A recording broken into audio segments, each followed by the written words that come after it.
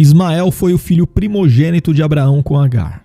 Sua mãe, Agar, era a serva egípcia de Sara, a esposa de seu pai Abraão. Deus havia prometido a Abraão que lhe daria uma descendência muito numerosa, mesmo ele já tendo idade avançada. Mas Sara era estéril, e conforme o costume de sua época, ela ofereceu Agar, sua serva, a Abraão para que um herdeiro da família fosse gerado. E é dessa forma que a história bíblica de Ismael começa. E neste vídeo, nós entenderemos quem de fato foi Ismael de acordo com a Bíblia. Então, se você ainda não se inscreveu em nosso canal, aproveite, inscreva-se agora, ative também todas as notificações e vamos para o vídeo. Quando Ismael nasceu, Abraão já tinha 86 anos de idade.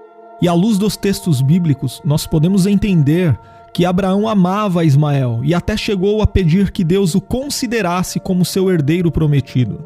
Mas quando Ismael tinha cerca de 13 anos de idade, Deus renovou sua promessa com Abraão, que naquela ocasião já tinha 99 anos. E mais uma vez, Deus prometeu que daria a Abraão um descendente de sua própria esposa, Sara. E Deus também ordenou que todos os homens de sua casa fossem circuncidados como sinal de sua aliança.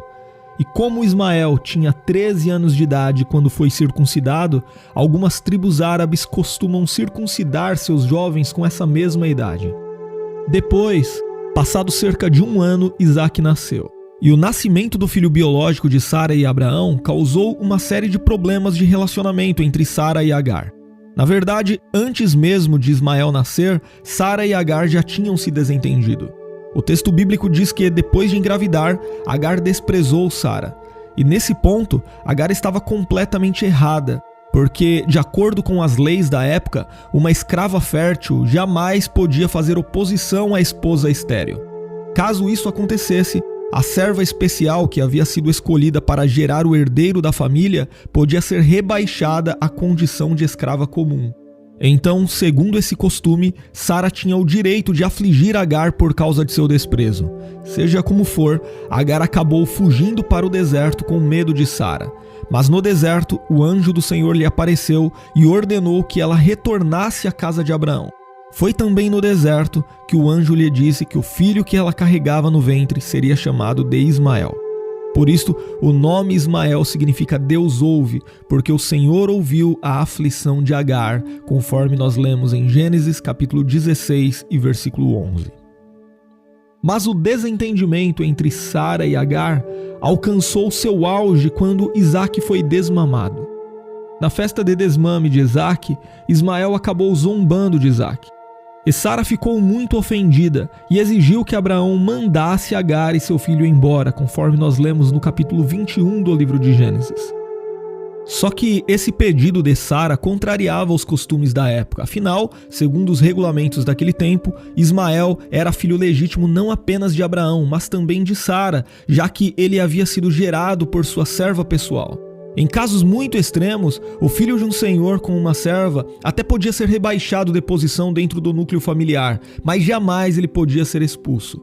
Então, obviamente, tudo isso causou grande desgosto a Abraão. Mas Deus, mais uma vez, falou com o patriarca de Israel e garantiu que ele não deveria ficar preocupado com Isaque. O Senhor garantiu que cuidaria do filho da escrava e também lhe daria uma grande descendência.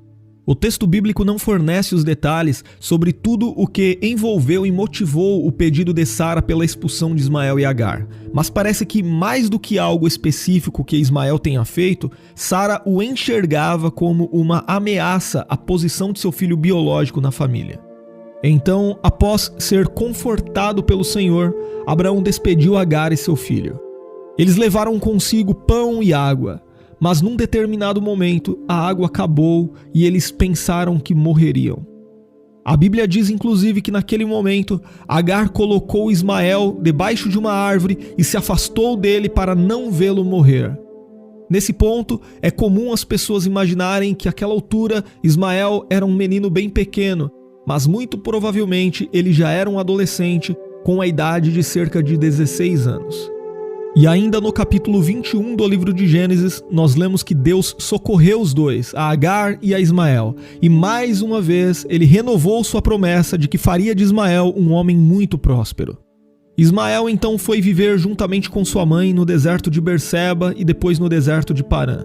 E embora Isaque tenha ficado como o único herdeiro de Abraão, Ismael e os demais filhos de Abraão fora de seu casamento com Sara foram beneficiados por ele, conforme nós lemos no capítulo 25 do livro de Gênesis.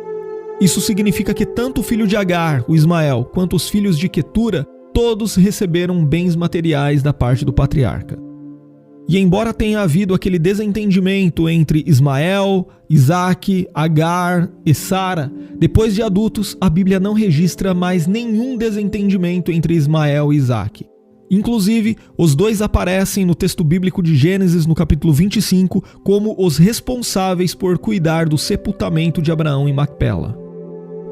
A Bíblia conclui a história de Ismael, informando que ele se tornou um grande caçador. Ele era muito habilidoso com arco e flecha, e Agar buscou uma esposa egípcia para Ismael, e com ela ele teve 12 filhos e uma filha.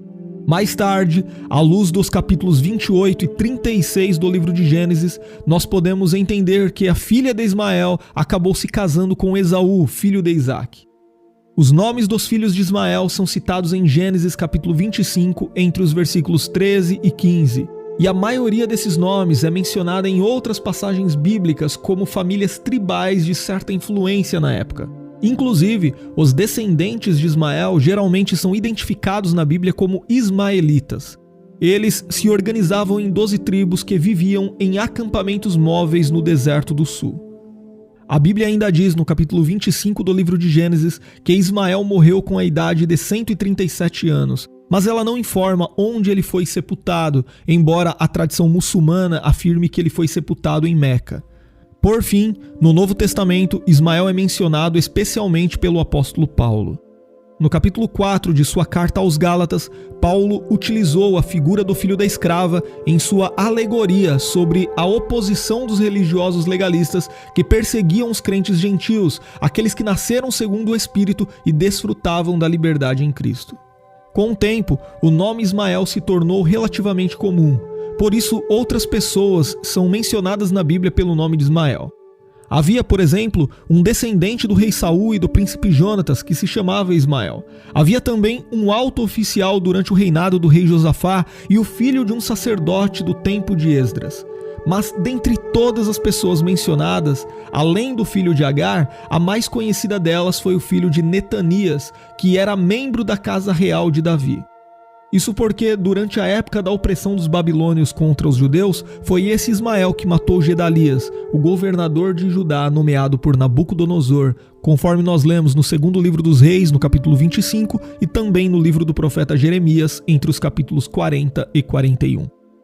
Então, para concluir o nosso estudo sobre a história de Ismael na Bíblia, podemos destacar alguns pontos principais. Ismael não foi o filho prometido por Deus a Abraão, mas ainda assim Deus cuidou dele. Foi o Senhor quem escolheu o nome de Ismael e o destinou à grandeza, embora estivesse fora da aliança. Então Ismael foi abençoado com uma grande descendência, que inclusive também foi organizada numa estrutura tribal de 12 clãs, assim como os descendentes de Isaque. O caráter de Ismael também foi descrito por Deus de modo a enfatizar a vida nômade de sua descendência e a oposição que seu povo faria aos filhos da aliança. Inclusive, com o tempo, os descendentes de Ismael se juntaram aos midianitas, que também eram descendentes de Abraão através de Quetura, de modo que, em várias passagens bíblicas, os ismaelitas e os midianitas são basicamente o mesmo povo. E atualmente, o povo árabe traça sua descendência até Abraão, principalmente através de Ismael. E finalmente, de uma forma mais ampla, a história de Ismael na Bíblia vai muito além de uma biografia pessoal. Sua história, em contraste com a história de Isaque, revela muito sobre a obra de Deus e o derramamento de sua graça na história da redenção. Ismael foi o nascimento natural do relacionamento de duas pessoas férteis, Abraão e Agar. Isaque, por outro lado, foi o nascimento sobrenatural que revelou o grande poder de Deus, que fez com que uma mulher estéril de 90 anos de idade gerasse um filho. E isso ajuda a explicar a citação indireta de Ismael por Paulo no Novo Testamento, colocando-o como uma figura daquele que nascera segundo a carne, em contraste com aquele que nasceu segundo o Espírito.